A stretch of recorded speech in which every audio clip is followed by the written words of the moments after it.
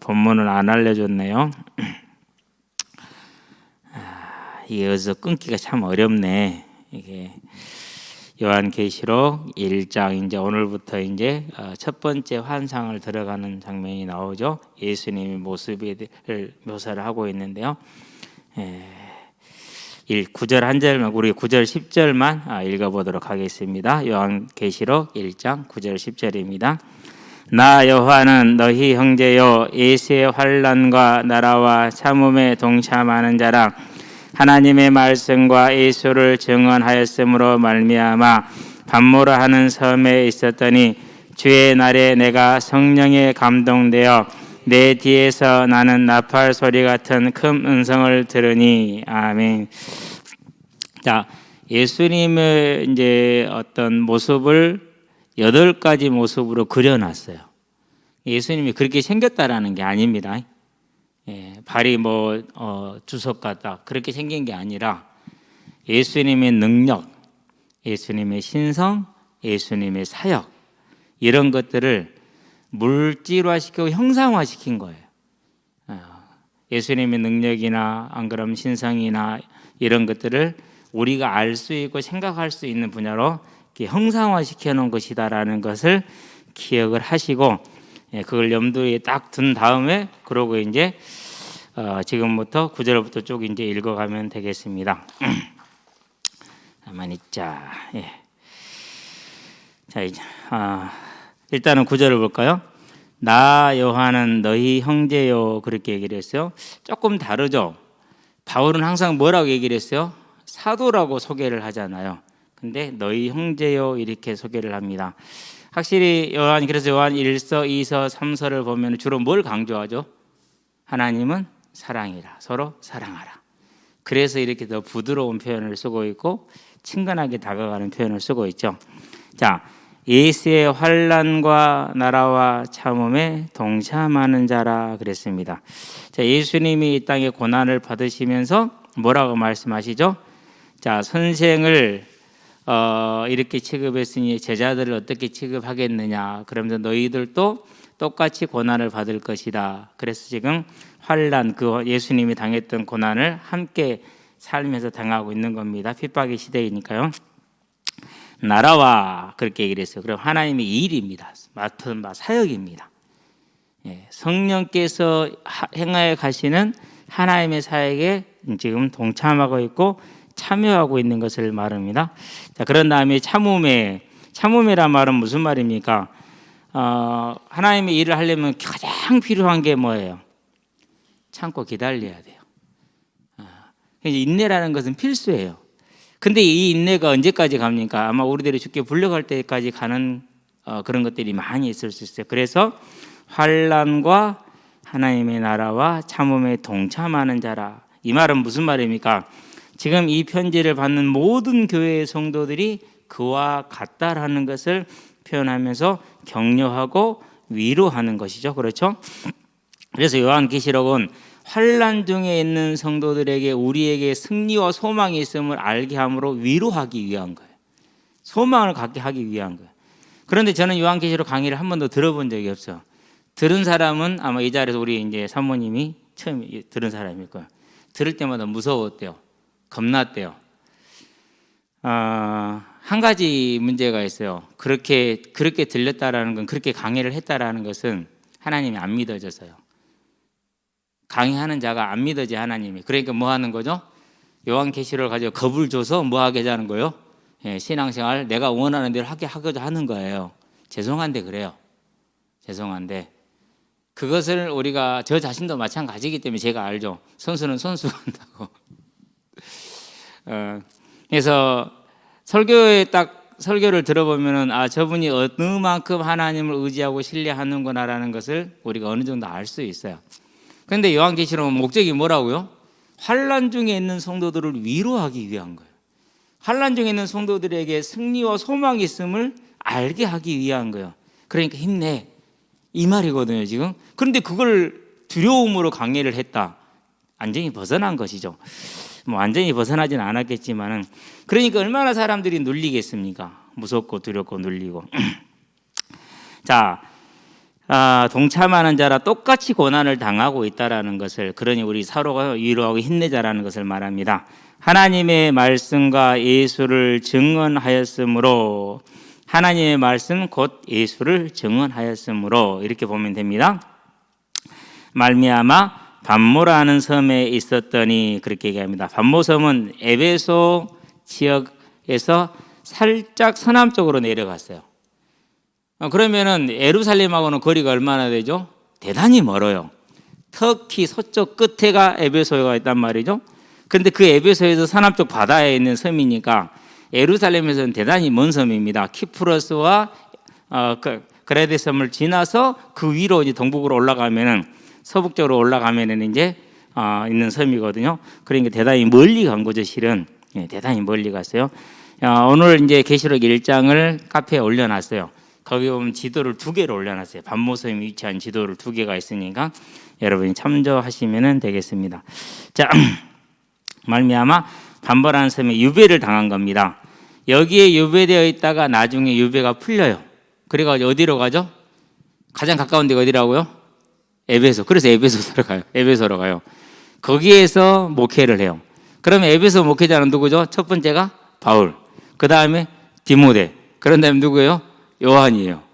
그러니까 당시 최고의 사도들이잖아요. 그리고 제자잖아요. 그래서 성경에 대한, 복음에 대한 지식 하나는 그냥 빠삭해요. 근데 우리가 그러잖아요. 양수 겸장이 안 된다고. 지식은 많으면 뭐가 사라져요? 지금 사랑이 사라져요. 그래서 자꾸 판단하게 되고, 자꾸 정지하게 되고, 그렇게 되죠, 이제. 그래서 오히려 차라리 지식보다 뭐가 더 낫다는 거요? 이해하고 살아가는 게 낫다라는 거. 그래서 믿음과 소망과 사랑 중에 그 중에 제일이 뭐라고요?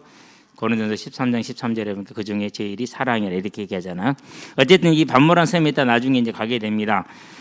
주의 날에, 여기서 이제 주의 날이다 이렇게 얘기하면 우리가 잘 알고 있죠. 뭐 많이 쓰지는 않을 거니까.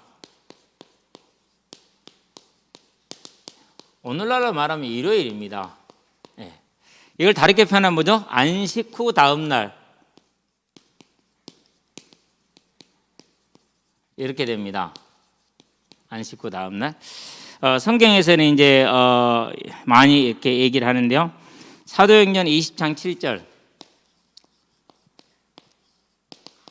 사도행전 20장은 지금 어떤 장면이죠?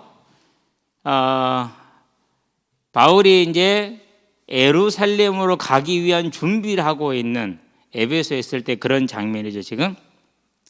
고린도전서 16장 2절. 예, 바울이 이제 고린도전서를 처음으로 쓰고 나서 이제 마무리하는 그런 장이 16장이지 않습니까? 자, 그렇게 이제 얘기를 하고 있죠. 안 그러면 이제 매 주일 첫날, 연보를 할 때 언제 연보를 하라고 그럽니까? 매 주일 첫날 너희들이 연보를 해서 준비를 했다가 뭐 하게 해라? 막힘이 없게 하라. 이렇게 이제 얘기를 하죠.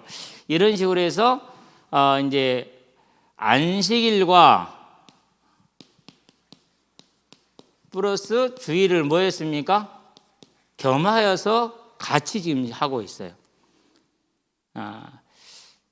교회에서는 자꾸 이렇게 이제 안식교 때문에 안식일을 안 지켰다라는 것을 막 강조하려는 경향이 있거든요. 근데 그럴 필요 하나도 없어요. 우리가 괜히 그런 것에 매여 있을 이유가 없는 것이죠. 예를 들면 그런 겁니다. 아담의 갈비 하나를 뺐기 때문에 남자는 갈비 하나 쭉 따더라 이렇게 얘기하죠. 그래서 이제 그런 식으로 뭔가를 좀 근거를 찾으려 하거든요. 유전자는 바뀌어요, 안 바뀌어요? 유전자는 안 바뀌잖아요. 그럼 그 다음에 아들 제대로 갈비 나와요. 다 똑같아요. 근데 처음 예수 믿었을 때 그런 게 뭐가 되더라고요, 저한테. 그런 말을 들으니까 그런 거 없다라니 그 위로가 되더라니까요. 나중에 알았어요. 뭘 알았느냐? 내가 하나님을 못 믿는구나 라는 걸 알았거든요. 처음에 이랬어요. 안식일 날 다 지킵니다. 그리고 주일도 함께 지키는 겁니다. 이게 이제 AD 73년에 예루살렘이 멸망하고 그때로부터 이제 유대인을, 갈릴리 사람들을 회당 출입을 금지를 시키죠. 그러고 이제 97년인가요, 93년인가요? 암니아 회의에서 기도문을 아예 집어넣습니다. 우리는 갈릴리 사람들을 저주한다. 이렇게요. 그러니까 이 안식일에 해당에 들어가지 못하고 안식일에 함께하지 못하는 거고 완전히 주일로 옮겨가는데 거의 1세기에서 1세기 이상이 걸렸다고 봐야 돼요. 예. 그런데도 하나님은 그 교회를 통해서 일하시는 것이 하나도 지장이 있었어요? 없었어요? 없었다라는 사실입니다. 그렇다면 우리는 뭐가 됩니까? 언제나 내 하나님이 돼야 돼요. 어제 우리가 나누었듯이 하나님께서 저를 사랑하시고 저를 택하셨으면은 그것을 우리가 인정을 해야 돼요. 그게 저와 여러분의 자세이고 태도라는 겁니다. 그렇지 않으면 누구한테 잡히는 거죠? 예, 다른 무엇을 통해서 사단에게 잡히는 겁니다. 속지 않게 되길 바랍니다. 자, 주의 날에 내가 뭐에 감동됐다고? 성령에 감동되어. 자, 1장 10절에 나오고 우리가 이제 계획표 보면 나오잖아요. 4장 2절에 나오죠.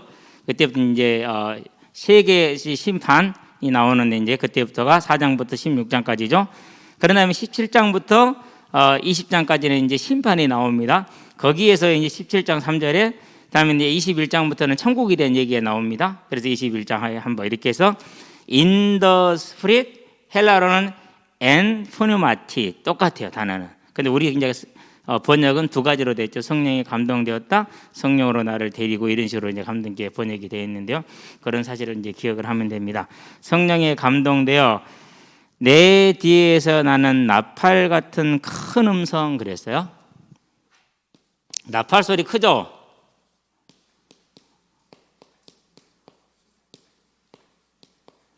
자, 무엇하고 해당이 되죠?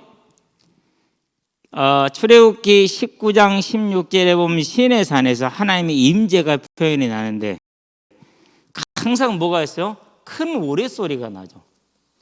하나님이 임재할 때에 항상 나타나는 현상, 큰 음성. 예. 앞으로 계속될 겁니다. 이런 것은 우리가 이걸 이해를 하면 돼요. 저건 하나님이 요한을 부르시는 임재의 소리다라는 거죠. 큰 음성을 들으니 그렇게 얘기를 했어요. 11장 이르되 네가 보는 것을 두루마리에 써서 에베소, 스무나, 보가모, 두아디라, 사데, 빌라델피아, 라우디게아 등 7교회에 보내라 하시기로. 자, 순서는 그렇습니다. 에베소에서 시작을 해서 스무나, 보가모, 그다음에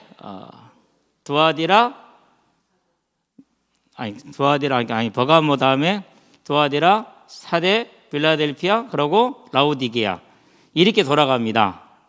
라우디게에서 에베소까지는 한 160km 돼요. 여기서까지는. 나머지는 전부 다 5, 60km 거리에 있어요.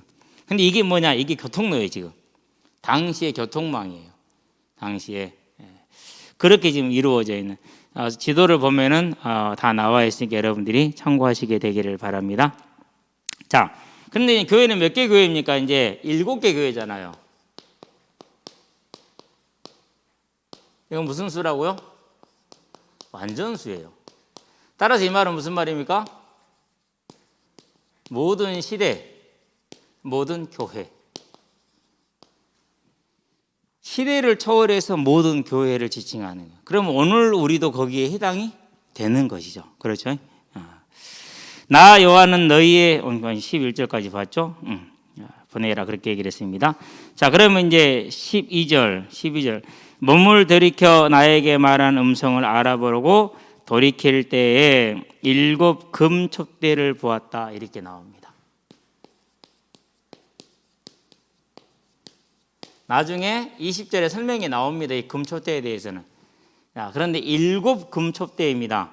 자, 이쪽이 동쪽입니다. 성서를 한번 그려볼게요. 이쪽이 서쪽입니다.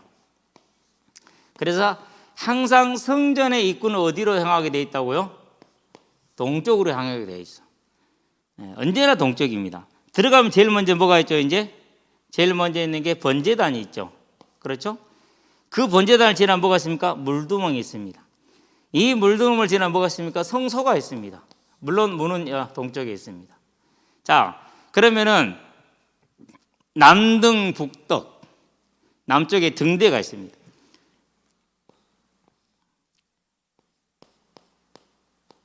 이렇게 생겼습니다. 하나의 등잔대입니다. 등잔대 하나입니다. 하나가 중요해요, 이게. 떡상이 있습니다. 12개의 떡이 있죠. 6개씩 쌓았어요. 이렇게. 그러고 지나면 뭐가 있습니까? 지성소가 있습니다. 지성소는 속죄소 뚜껑을 말한다고 그랬죠. 속죄 언약궤 뚜껑이 지성소의 그 중심 핵심이에요. 속죄. 그게 그 뚜껑이 뭐라고요? 거기가 이제 하나님의 보좌가 이제 상징이 되는 거예요. 자, 그래서 성령, 성자, 성부 삼위 하나님이 들어가는 거예요. 자, 그런데 이때 당시에는 이스라엘 한 민족이죠. 그렇죠? 그래서 촛대가 몇 개입니까? 등잔대에서 등잔대가 하나라. 이게 그렇죠. 근데 몇 개로 바뀌어서 지금은요 7으로 바뀌었어요. 이게 물론 여 위에 있는 것은 7개 등잔불이 있습니다. 그래서 촛대는 하나였어요. 그런데 7 금 촛대로 바뀌었어요. 그 말은 뭘 뜻한다고요? 7교회, 곧 모든 교회를 가르쳐 주는 것이라는 거죠. 금촛대를 보았습니다. 자, 금촛대라는 나중에 설명을 다시 할게요. 13절 갑니다. 오늘 좀 스마트하게 끝날 것 같아요. 촛대 사이에 인자 같은 이가 발에 끌리는 옷을 입고 가슴에 금띠를 띠고 그랬어요. 인자 같다라고 해서 사람 같다라는 모습이죠.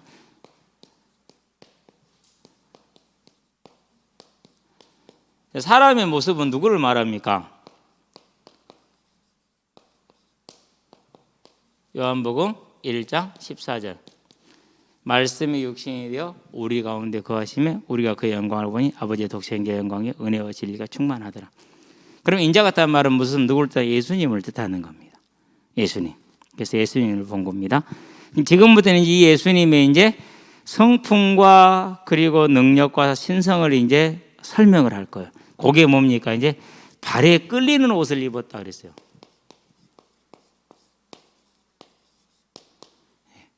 누가 입죠? 발에 끌리는 옷은?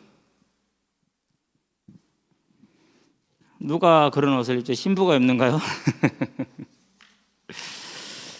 지금은 보좌에 계시는 모습을 봐야 돼요. 보좌에 계시는 모습을. 발에 끌리는 옷을 입었다라는 것은 제사장의 복장을 뜻합니다. 왜 가리게 했어요? 다 가리게 했어요. 제사장의 복장을. 그래서 발에 끌리는 옷은 누구를 뜻한다고요? 제사장을 뜻한다라는 거. 출애굽기 28장을 볼까요? 4절입니다. 예, 제사장의 복장은 여러 군데에 나와 있는데 한 절만 보도록 할게요. 4절에 보니까 그들이 지을 옷은 이러하니 지금 제사장을 처음으로 세우는 장면이죠. 그렇죠? 곧 흉패와 에봇과 겉옷과 반포 속옷과 관과 띠라 그렇게 얘기를 했어요. 여기에서 이제 겉옷이 길게 내려옵니다. 그래서 발에 끌리는 옷. 그 제사장들은 그래도 발에 끌리진 않아요. 근데 여기는 끌린다고 그랬어요. 더 길어요. 왜 더 길죠? 히브리서 7장 24절 25절 6절에 보니까 영원한 참 대제사장이시니까 지금 아론이 입었던 그 에봇보다 더 길어요. 완전한 참 영원한 참 대제사장이라는 그런 의미를 가지고 있습니다. 뭘 뜻합니까? 그분이 저와 여러분의 뭐라는 거요? 우리의 주시라는 거예요. 우리는 언제나 이 주를 붙들게 되길 바랍니다. 가슴에 금띠라고 그랬어요.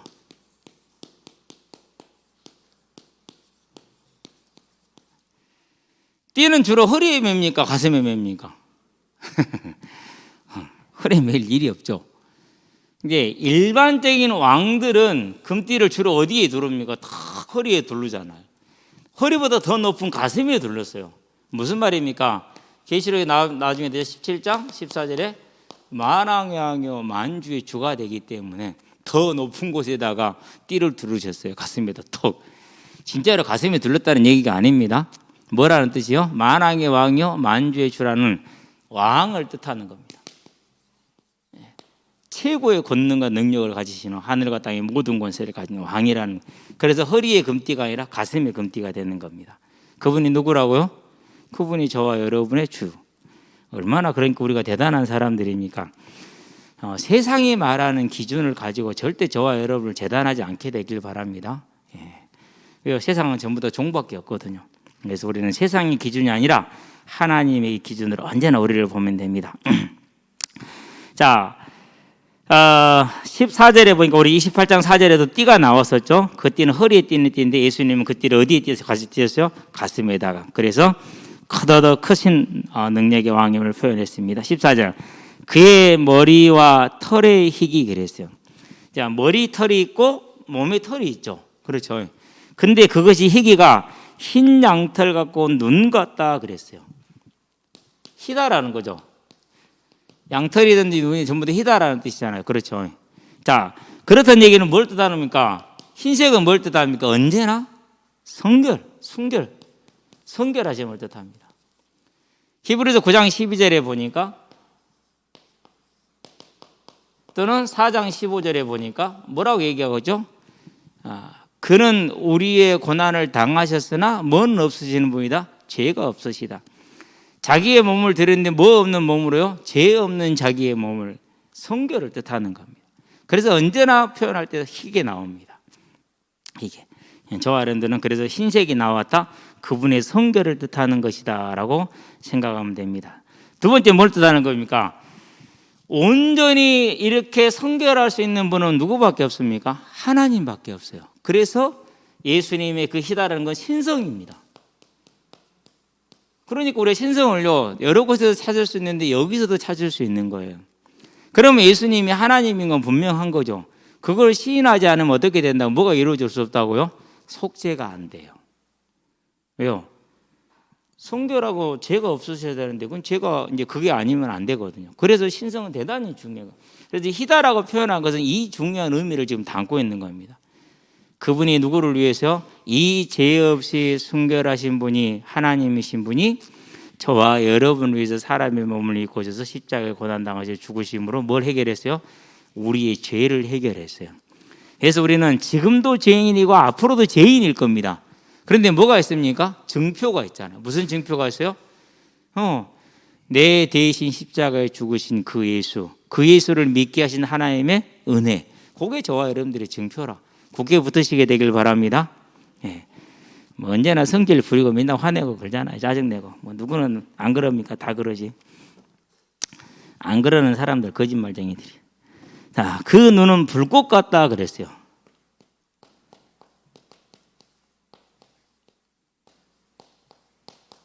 자, 눈이 불꽃이면은 어두운 데 있어도 다 보여요, 안 보여요? 다 보이죠. 전지전능을 말이야. 눈이 불꽃 같다는데 하나 또 연상되는 개념 느낌이 있죠. 뭐가 있죠? 쌍심지.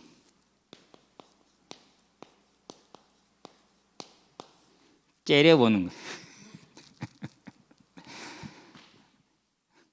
사랑이 많으신 하나님이지만은 준엄하신 하나님을 뜻해요. 그래서 불꽃 같다라는 건 이걸 지금 말하는 거예요. 그래서 항상 뭐 해야 돼요? 숨기지 마시게 되길 바랍니다. 주님 앞에서 숨기면 안 돼. 왜요? 쌍심 지켜고 째려보고 있잖아요. 그냥 이런 식의 느낌. 불꽃 같다는 뜻입니다. 그래서 그 전지성과 공의로운 심판자의 위엄을 뜻합니다. 인간 법정에서는 거짓말 할 수 있어요. 그렇죠.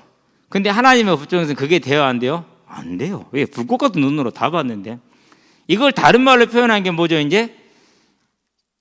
보좌 주변에 네 생물, 네 천사가 있는데 6날개를 가졌다고 그랬어요. 뭔 날개 6개나 돼. 필요 없어요, 날개는. 근데 날개는 뭐죠? 내가 날 수만 있다면 빨리 갈 수 있을 텐데 속도를 뜻해요. 근데 그 날개 안팎에 뭐가 있더라고요? 눈이 가득하다 그랬어요. 이 불꽃 같은 눈을 그렇게 표현한 거예요.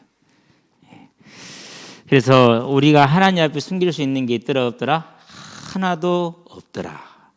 사람은 속일 수 있고 거짓말할 수 있습니다. 사람들한테는요. 하나님 앞에서는 못합니다. 그러니까 열받더라도 억울하더라도 내가 참으면 뭐가 있더라고요? 원수를 갚지 말고 뭐라고 그랬어요? 하나님께 맡기라고 그랬어요. 왜? 다 아시잖아요. 이제 여러분들 앞으로 살다 보면은요 오만 때만 모함을 다 듣게 돼 있어요. 안 들을 수가 없어요. 저와 여러분들이 하나님께 충성됐다 그러면 반드시 들어야 돼요. 그럴 때 뭐 하시라고요? 내가 복 있는 자구나. 내 이름을 위하여 너희를 거짓하고 음해할 때 너희가 복이 있는 줄로 알라 그랬잖아요. 왜 그렇습니까? 다 아시니까. 그렇죠? 자, 15절 봅니다. 그의 발은 풀무불에 단련한 빛난 주석 같고 그랬어요. 자, 단련한 겁니다. 그러고 빛나고 있습니다. 그런데 주석입니다. 당시에 가장 강한 철의 하나에 해당되는 귀한 금속인데 반짝반짝 빛나는 주석이에요. 어떤 느낌이 듭니까? 밟히면 어떻게 될 것 같아요? 그의 발이 지금 그런데 우리 공차할 때요, 축구할 때요, 축구 신고 오잖아요. 너 맨발로 해, 맨발로. 그 축구화에 밟히기만 해도 그 뽕에 밟히면 그리 아프다니까요. 이것이. 근데 이제 뭐 스터드, 봄 끝에 나사가 들어가 있는 축구화가 있어요. 선수들 신는가 봐. 게임 때. 그런 거 체험 어떻게 됩니까? 그죠? 그것만 밟혀도 아파서 폴짝폴짝 뛴다니까요. 그런데 발 전체가 빛나 아주 단단하게 잘 조련된, 단련된, 재련된 그런 주석이요. 그러면 얼마나 이게 힘이 있고 단단하겠어요. 심판을 뜻합니다. 자, 이 발 가지고 뭘 밟습니까? 포도주 틀을 밟습니다. 계시록에서 포도는 다 누구를 뜻한다고요? 불신자예요. 계시록에서 포도는 불신자예요. 요한복음에 나오는 포도는 저와 여러분을 뜻하지만은 계시록에서 나오는 포도는 불신자를 뜻해요. 포도주를 밟아요. 32,000 스타디온에 4,200km인가 3,200km 같은 그렇게 돼요. 2,400km? 피가 그렇게 한칸이 어디까지 말 키가 한 2m 가까이 되잖아요. 그 말에 거우 고개 들어 숨 쉴 정도의 높이로 2,400km의 피가 흐른다고 그렇게 얘기를 했어요. 심판에 뭘 뜻하는 거죠? 이 빛난 주석 같은 발 가지고 포도주 틀을 밟아요. 심판의 그 엄중함을 뜻해요. 피할 수 있다 없다? 아무도 피할 수 없어요. 그래서 세상이 대적하고 세상이 우리를 핍박한다 할지라도 잠깐이기 때문에 저와 여러분 이 주님을 언제나 의지할 수 있게 되길 바랍니다. 그래서 몸은 죽이되 영혼은 능히 죽이지 못한 세상을 두려워하지 말고 몸과 영혼을 능히 멸하시려고 하고 살리시다는 하나님을 두려워하라 라고 얘기한 겁니다. 그래서 저와 여러분 이 주님의 발이 이렇다라는 사실입니다. 자, 그의 음성은 많은 물소리 같다 그랬어요. 많은 물소리. 나이아가라 가보신 분 혹시 계세요?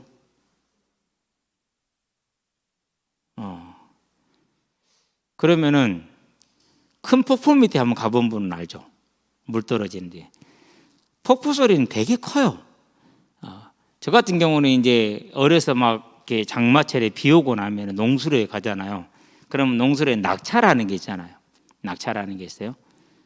그 낙차에 물이 떨어진 좀 큰 낙차에서 물 떨어진 소리가 우리 옆에 있는 사람하고 대화가 안 될 정도예요. 그 조그마한 낙차인데도. 그러니까 우리 지금 앉아있는 탁자보다 좀 더 좁아. 한 3, 40cm 좁은 그 정도 범위 넓이로 물이 떨어져봤자 높이가 1m도 채 안 돼. 그런데도 그 소리가 얼마나 큰지 옆에 사람하고 대화가 불가능할 정도라니까요. 그럼 이제 그런 날은 가가지고 이제 그냥 막 들어가서 뭐 잠수해가지고 돌틈 뒤집니다. 어쨌든 이렇게 큰 붕어가 나와요. 그런 데서. 우리 애기들이 이런 붕어를 만지고 잡았다. 느낌이 어떻겠어요, 여러분? 세상을 닿는 그런 느낌이죠. 그런데 많은 물소리다.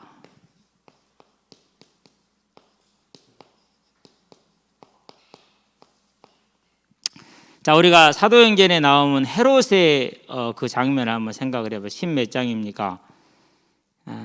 거기에 보면 헤롯이 이제 큰 소리로 두로와 시돈 사람들에게 연설을 시작을 하죠.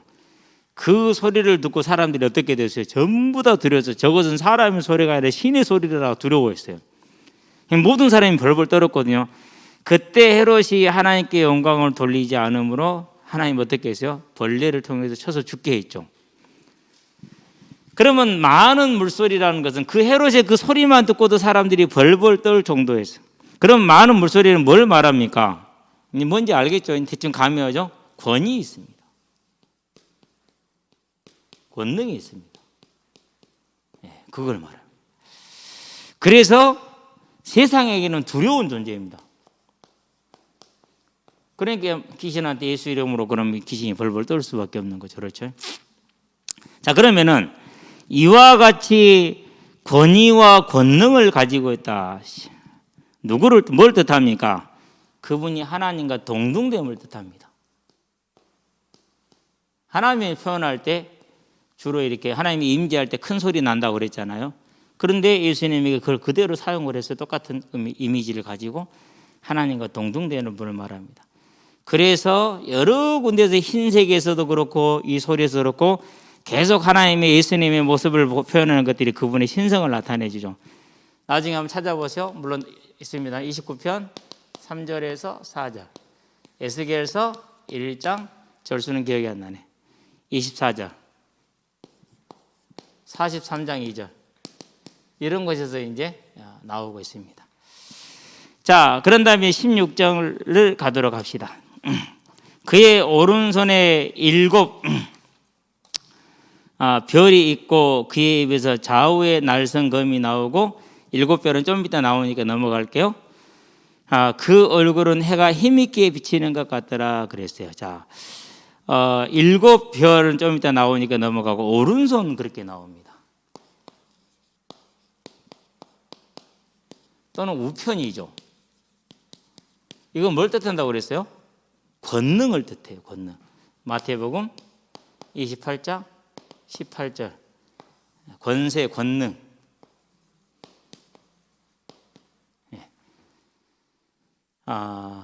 하늘과 땅의 모든 권세를 가졌다를 오른손으로 표현합니다. 그 손으로 뭘 붙들고 있습니까? 7별을 붙들고 있어요. 하나님의 교회, 저와 여러분을 붙들고 있는 겁니다.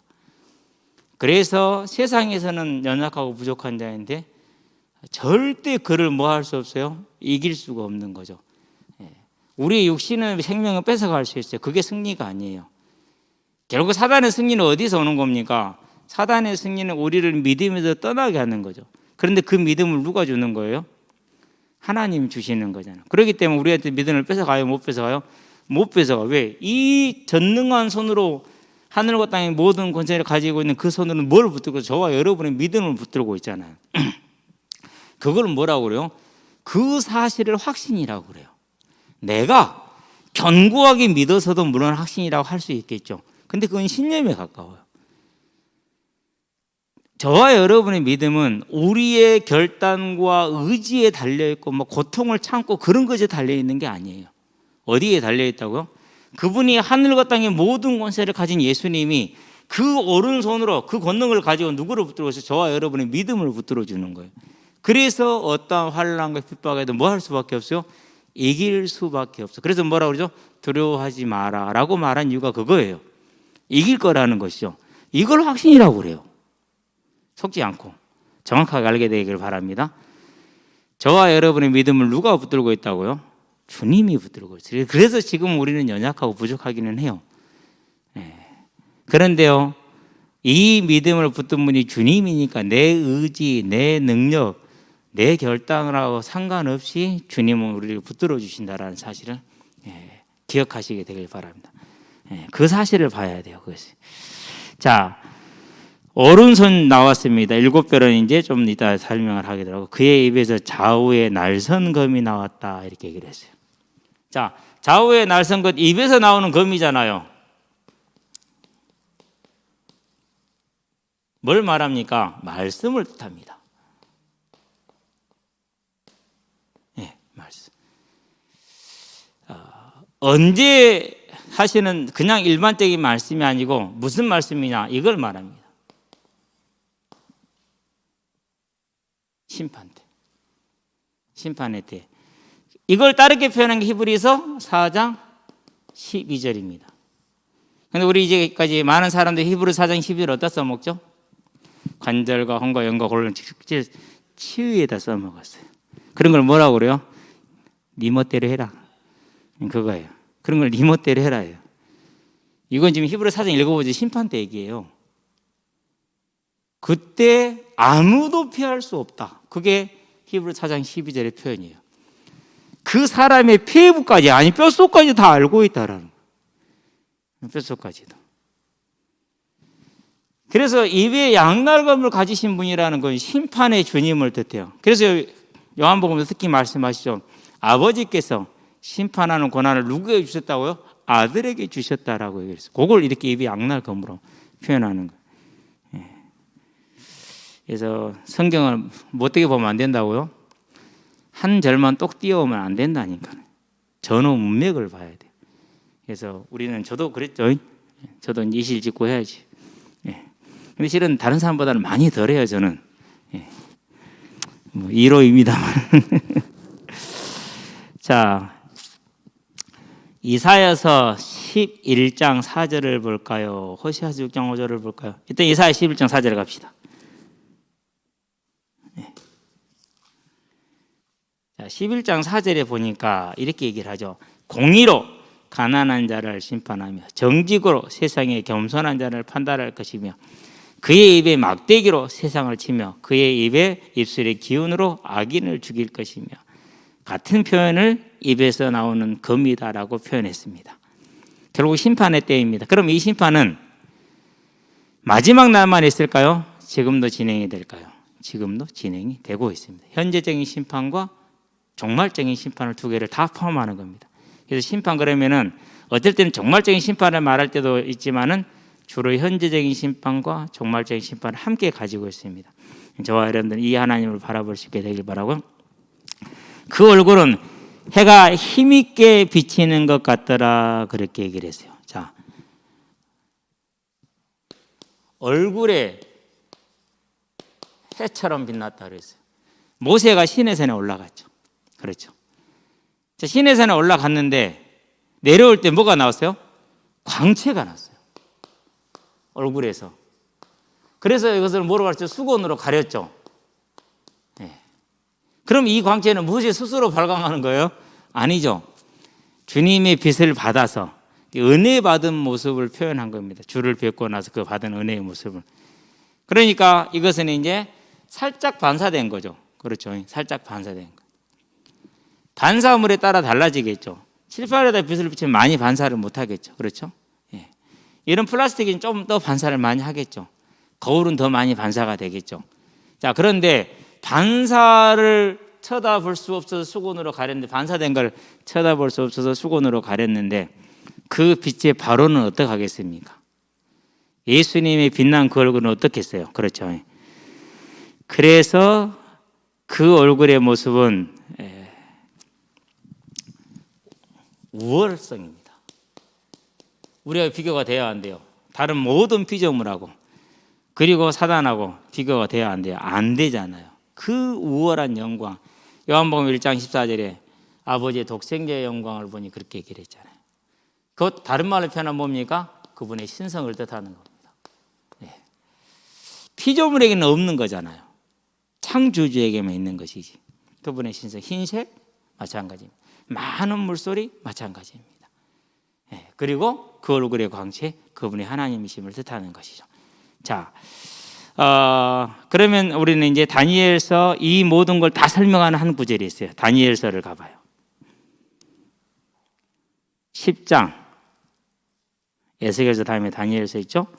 다니엘서 10장 5절 6절을 한번 봅니다. 이제 10장 5절에 보니까 이렇게 얘기를 하죠.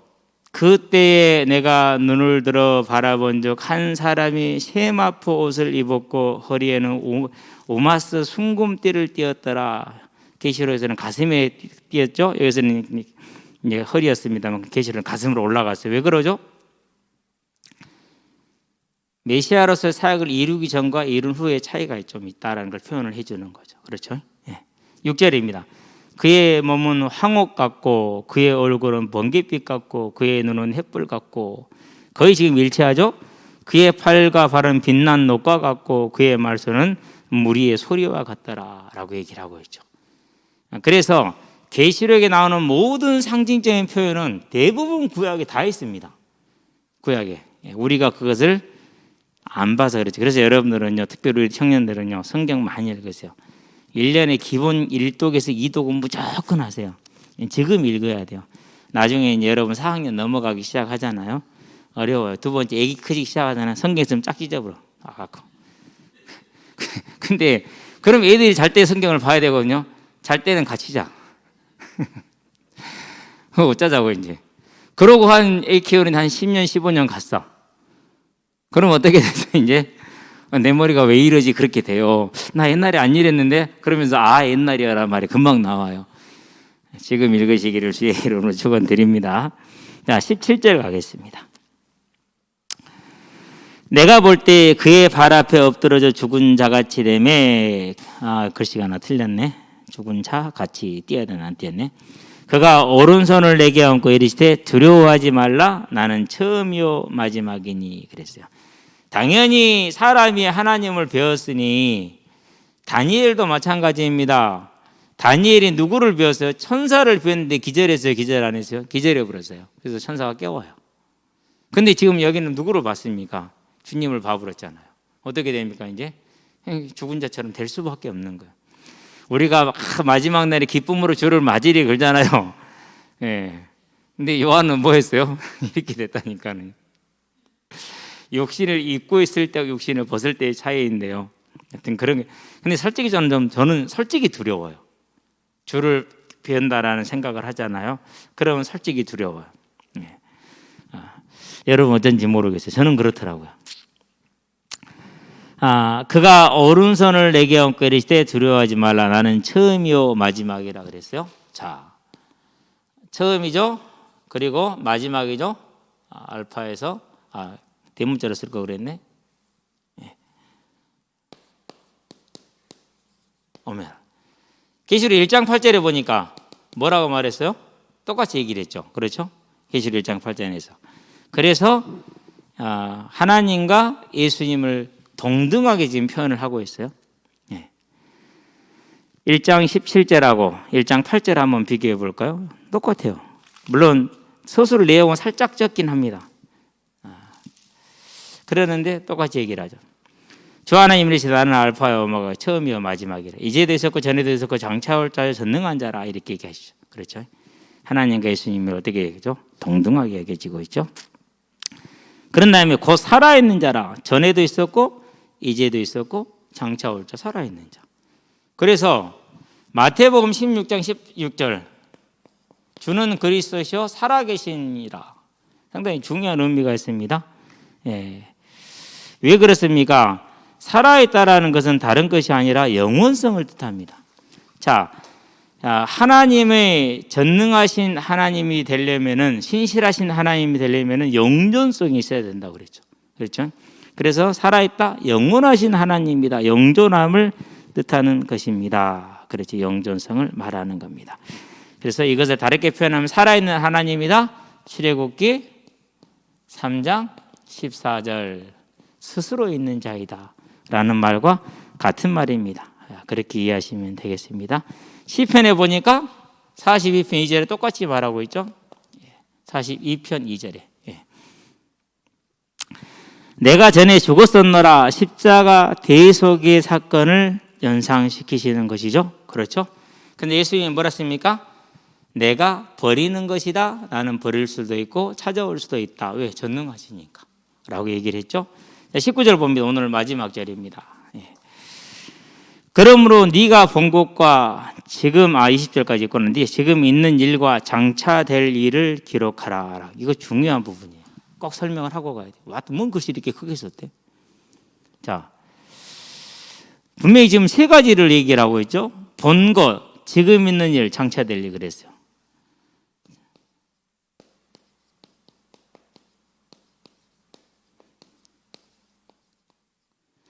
이걸 보고 나서 자칫 잘못하면은 계시록을 시간대별로 시대별로 이렇게 해석을 할 수 있어요.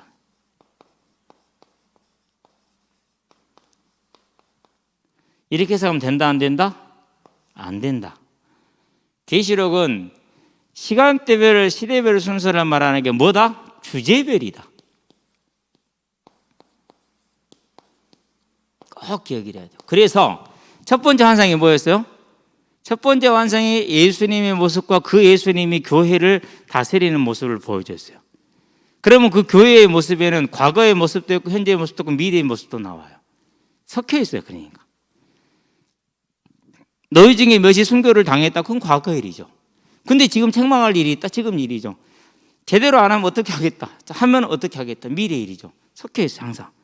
예. 그래서 교회에 대한 하나님의 메시지, 주제죠. 그런 다음에 세상을 향한 하나님의 심판, 주제죠. 첫 번째 인, 그 다음에 나팔, 그 다음에 대저 심판. 그리고 그 부분을 인과 나팔과 대저 심판을 다른 말로 표현하는 게 17, 18, 19, 20장이에요. 바벨론과 그런 다음에 사단의 멸망을 얘기하고 있잖아요. 주제별이에요. 그러니까 주제별로 하는데 그걸 시간별로 해석하면 큰 오류가 생길 수가 있어요. 예. 그런 다음에 주제가 하나 더 나오죠. 뭐가 나오죠? 이제 천국을 보는 거죠. 그래서 첫 번째 환상과 마지막 환상은 주님과 천국에 대한, 교회에 대한 거고, 두 번째 환상과 세 번째 환상, 두 번째 환상은 세 가지 심판이 나왔다고 그랬죠. 그리고 세 번째 환상에서는 세상을 심판하는 거잖아요. 그것은 세상을 향한 것이고. 그래서 주제별로 다루고 있는 것이 시간별로 다루고 있는 것 아닙니다. 그래서 먼저 인을 7개 다 떼고 나팔 7개 불고 그런 다음에 하는 것이 아니고 같이 진행됩니다. 강도가 다릅니다. 4분의 1, 3분의 1 전체 이런 식으로. 그러는데 한편은 이제 우리가 볼 게 뭐냐면요, 전 세계적으로 임한 재앙을 우리가 알기로는 전에 있었을 수도 있겠지만은 지금 이제 우리가 이제 정보가 발달돼서 서로 교통할 수 있으니까 지금 알기로는 이번에 팬데믹이 아마 우리는 처음으로 알고 있죠. 그렇죠? 그러나 그전에도 있었겠죠. 잘 몰라서 그렇지. 근데 하나님은 알게 하실 겁니다. 어쨌든 주제별이라는 것을 꼭 기억하시게 되길 바랍니다. 그래서 방금 얘기했듯이 자, 7교회와 그리고 천국의 모습, 그리고 세 가지 심판과 세상의 심판이 이렇게 항상 섞여서 함께 간다라는 거. 계시록의 내용은 과거, 현재, 미래 순서로 기록하지 않았고 주제별로 기록했다. 성경은 항상 뭐죠? 주제별입니다. 자, 네가 본 것은 네 오른손의 7별의 비밀과 또 7금촛대라. 7별은 7교회의 사자다. 그렇게 얘기를 했어요. 7교회의 사자 쪽을 좀 지워야겠죠? 내가 제일 나을 것 같아. 여기서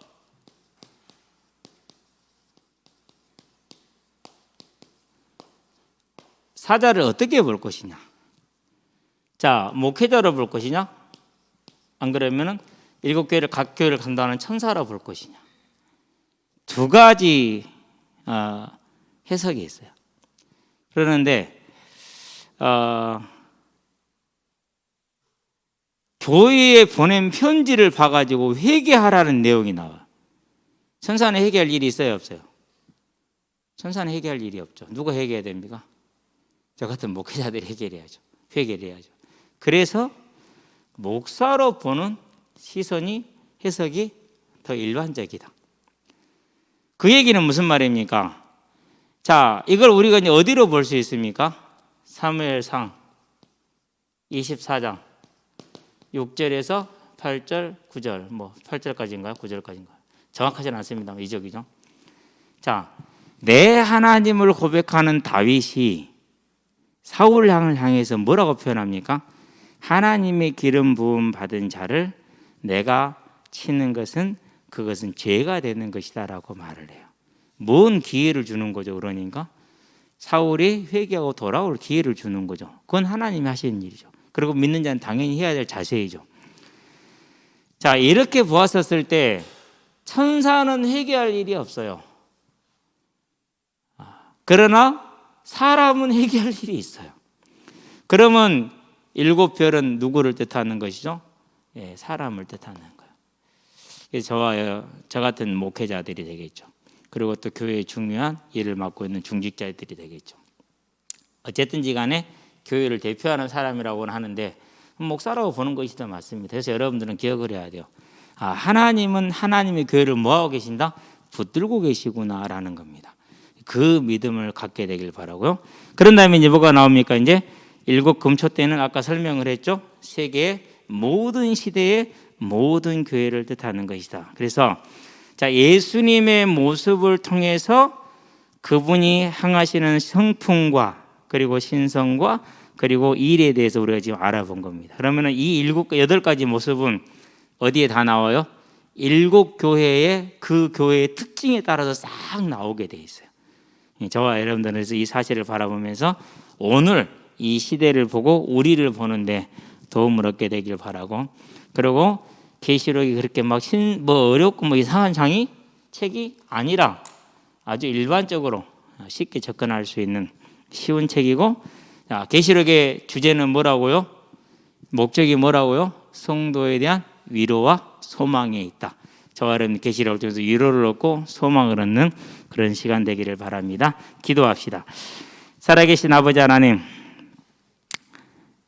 주님의 전능하신 그 모습과 위험하신 그 모습과 사랑이 많으신 능력의 모습을 통해서 우리를 위로하시며 또한 붙들어 주심을 감사를 드립니다.